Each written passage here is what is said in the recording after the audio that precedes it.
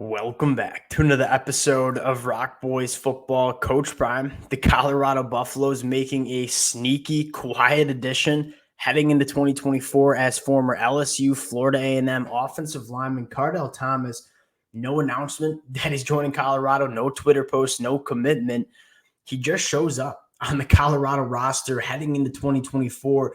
I think for a lot of people across the country, maybe even for some Colorado fans, this might fly under the radar.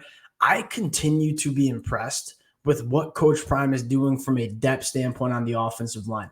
Do I think Cardell Thomas is going to come in during fall camp and contend for a starting position on this Colorado offensive line? No, I probably don't. But what was the biggest problem with Colorado's offensive line in the 2023 year? It was the lack of depth. You look up at this Colorado depth chart specifically on the offensive line, you feel much better about the depth, the competitive depth that Colorado has heading into 2024. I mean, the biggest problem last year, you were starting guys like Jack Wiltie against a team like UCLA.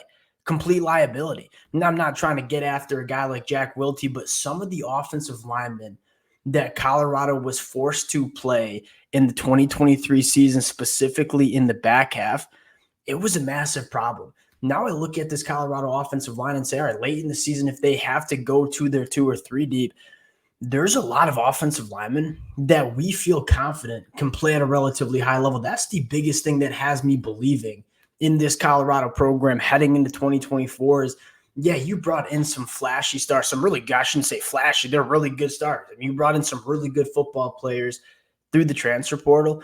My biggest difference between this Colorado team in 2024 from what we saw in 2023 was the competitive depth. The last 20 scholarship spots on this roster are significantly better than what they were in 2023. Want to get into Cardell Thomas, give a little background, a guy that I remember coming out of high school. And to give you a feel for how old Cardell Thomas is, how long he's been at the college football level, Cardell Thomas enrolled as a 4-star prospect into LSU before we even knew what COVID was. This kid has been at the college football level for an extremely long time. Fired up to get into it. Before we do it, as always, just want to say thank you to you guys and to the Colorado fans. It's 2 things. One, it's been a blast covering all of these roster additions over the last couple of months. The amount of support you guys have shown the boys, it means the world. The second thing, we are in the midst of watching North Dakota State back, getting a game preview for you guys coming out. So again, if y'all do enjoy the content, consider subscribing to the channel. The North Dakota State one might take a little bit longer because I don't watch a ton of North Dakota State, so got to go back and do a lot of reading, rewatching. But without further ado, let's get into Cardell Thomas. And where I want to start with Cardell Thomas is when he was coming out of high school, he was a 4-star prospect. You loved the size that he brought. He carried a lot of bad weight. And coming out of high school, he was 6'3", 355 pounds. And there was a lot of bad weight on the frame. You looked at Cardell Thomas and said, hey, we're getting a big body who's a pretty solid athlete for the size, but he has to significantly change that body composition. And he's done that going into a 6-year of college football. It might have taken him a little longer than we would have liked, but he's down to 310 pounds.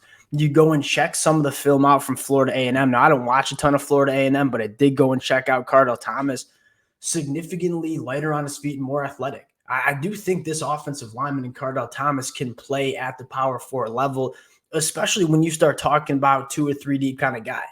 So you get into the offensive line for Colorado, and this is kind of what I want to focus on, is one, I think the starting offensive linemen that Colorado brought through the transfer portal, they're significantly better than what they did last year. You have Tyler Brown coming back from the suspension. You bring in a guy like Justin Mayers from UTEP, who was really coveted out of the transfer portal. Khalil Benson's been a multi-year starter at the Big Ten level. You obviously have 5-star Jordan Seaton.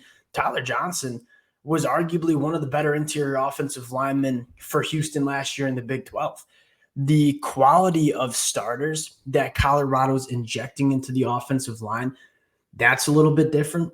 But I think more importantly, you start looking at the 2 deep. You bring in a guy like Zach Owens, who, again, another 4-star prospect from Clemson, big body, physically imposing. I start looking at the 2 and 3 deep, the guys that might have to play week 8, week 9, week 10 of the college football season. It's significantly better as well. I think Cardell Thomas kind of slots into that category where, again, Cardell Thomas, for maybe even some Colorado fans, is going to fly under the radar because he's probably not going to start for Colorado, especially early on in the season.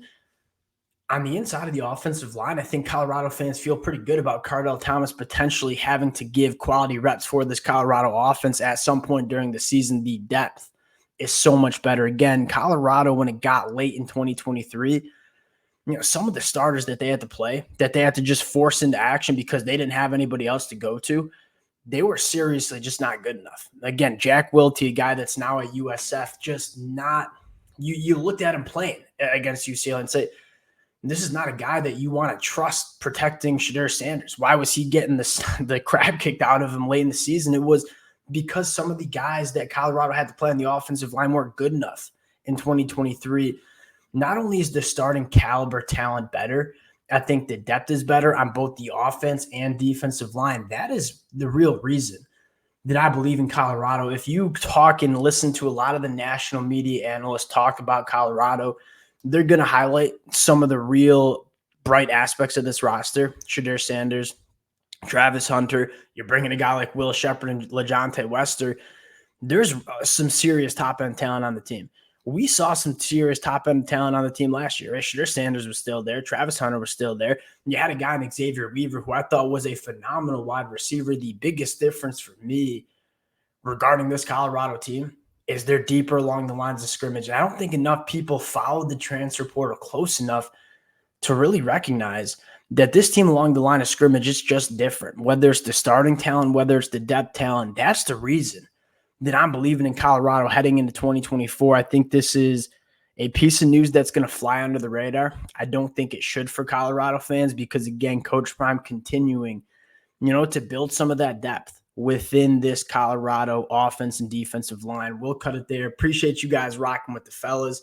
If y'all do enjoy the content, consider subscribing to the channel. Appreciate you guys. We'll talk to y'all later. Peace.